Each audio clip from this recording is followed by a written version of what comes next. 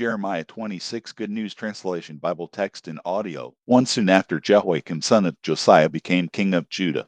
To the Lord said to me, Stand in the court of the temple and proclaim all I have commanded you to say to the people who come from the towns of Judah to worship there. Do not leave out anything. 3 Perhaps the people will listen and give up their evil ways. If they do, then I will change my mind about the destruction I plan to bring on them for all their wicked deeds. For the Lord told me to say to the people, I, the Lord, have said that you must obey me by following the teaching that I gave you.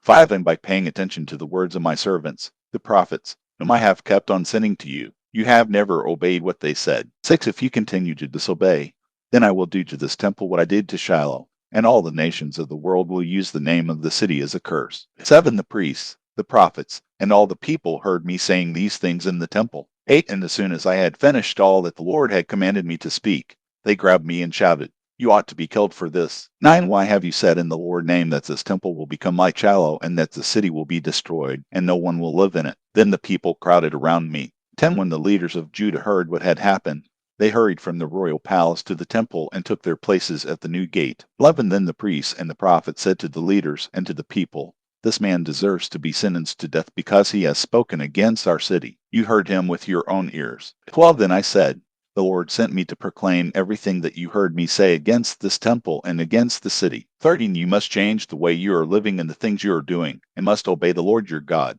If you do, he will change his mind about the destruction that he said he would bring on you. 14 As for me, I am in your power. Do with me whatever you think is fair and right. 15 But be sure of this, if you kill me, you and the people of the city will be guilty of killing an innocent man, because it is the Lord who sent me to give you this warning. 16 Then the leaders and the people said to the priests and the prophets, This man spoke to us in the name of the Lord our God.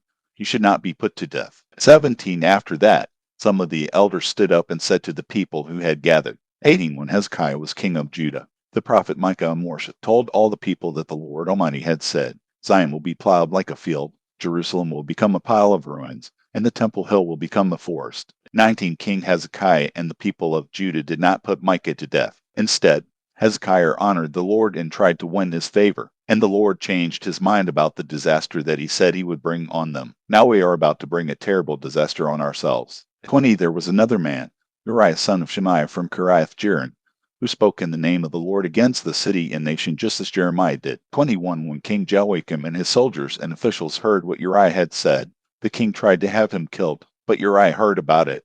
So he fled in terror and escaped to Egypt. 22 King Jehoiakim, however, sent Elnathan son of Achbor and some other men to Egypt to get Uriah. 23 They brought him back to King Jehoiakim, who had him killed and his body thrown into the public burial ground. 24 But because I had the support of Ahikam son of Shaphan, I was not handed over to the people and killed.